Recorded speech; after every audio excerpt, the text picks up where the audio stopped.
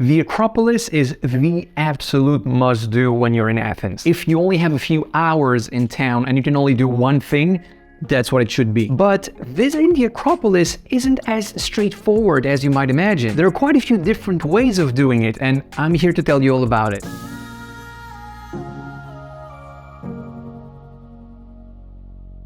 Alright, so first of all, let me clarify something, because I know some people get a bit confused with what the words Acropolis and Parthenon actually mean. The Acropolis is the name of the entire hill, while the Parthenon is the temple located at the top of that hill. And by the way, there are other temples and monuments on the Acropolis hill, namely the Erechtheion, the Propylaea, the Theater of Dionysus, and the Erechtheion. I'm mentioning all these places because some of you seem to believe that these are all separate archaeological sites for which you need to buy one ticket each. But no, all of this is on the Acropolis hill, which only requires one ticket. There are two entrances. The main entrance is over here, just in front of a place called Areopagus. The side entrance is here, in front of the Acropolis Museum. So depending on where you're staying in Athens, choose the one you're nearest to. Alright, let's talk about the entrance ticket now. It's around 25 euros per person, and it's very important that you book this ticket online before going, because you see this line here to enter the Acropolis? Well, this is not the line to enter the site, but just to buy the ticket. While if you book online, you can skip all of that and enter right away. And if you plan to visit other archaeological sites in Athens, then you can book the combo ticket for approximately 35 euros, which is valid for 5 days. I'm gonna leave you down below the links to book all of this. Now, the big question, should you visit the Acropolis on your own or with a tour guide? Well, I would say if you are a history nerd, the tour is definitely a must, because you will obviously learn so much more about what you're looking at. There are a few signs you can read if you go on your own, but I mean, it's pretty limited. So if you want to feel like you actually learned something,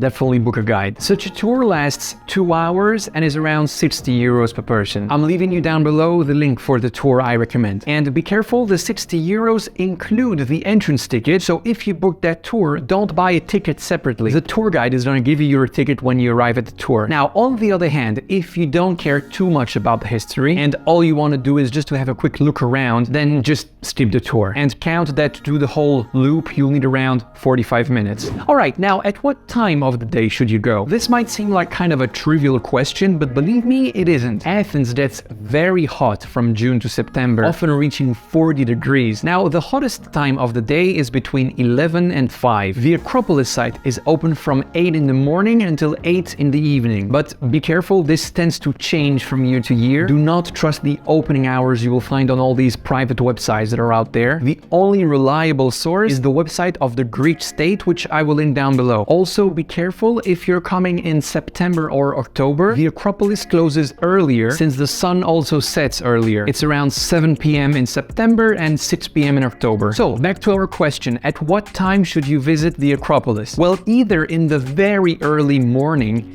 8 or 9 the latest, or in the late afternoon after 5 or 6. For sure, whatever you do, do not go there at 10. That's when everyone goes and it gets very messy. Now, some practical advice. 1, wear good grippy shoes because this marble is super slippery. That's why you see warnings like these telling people to keep your distance with other people when walking these steps, because so many people have slipped and fallen there. So yeah, no flip-flops, no sandals. Second piece of advice, bring water, because walking to the top is a bit strenuous, so your water bottle will be your best friend. And if you were wondering if there are any toilets, the answer is yes, and they're free. One last thing, never ever fly your drone above the Acropolis. You will get a 700 euro fine if they catch you. So if you have a drone, you can fly around the hill as much as you want, but never directly above it. Alright, that's it for the Acropolis. If you want to know what else you can do in Athens, I'm going to be releasing that video next weekend and I will put it here. And over here you can find all the best hotels with the Acropolis view. And there you go. That's it for today. Hope you liked it. See you in the next one. Bye.